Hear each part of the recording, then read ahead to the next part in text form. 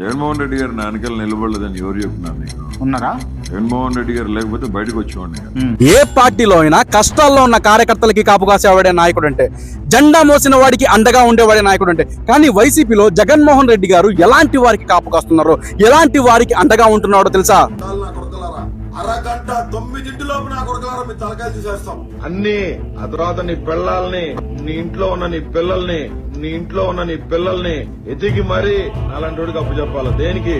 ఆడబిడ్డల, పసిపిల్లల మాన ప్రాణాలకి ప్రథమ ప్రాధాన్యత ఇచ్చేవాడే నిజమైన నాయకుడు అంటే. అలాంటి ఆడబిడ్డల్ని, అలాంటి పసిపిల్లల్ని నీచంగా దూషించిన ఇలాంటి వారిని దండించకపోగా దండన నుంచి తప్పించి బెయిల్ ఇప్పించి బయటికి రప్పించిన వాడే జగన్మోహన్ రెడ్డి. జగన్మోహన్ రెడ్డి గారు లేకపోతే బయటకు వచ్చేవాడిని. వైఎస్ జగన్మోహన్ రెడ్డి అనే వ్యక్తి లేకపోతే బోరగడ్డ అనిల్ కుమార్ ఇప్పటికీ బయటకు వచ్చేవాడు.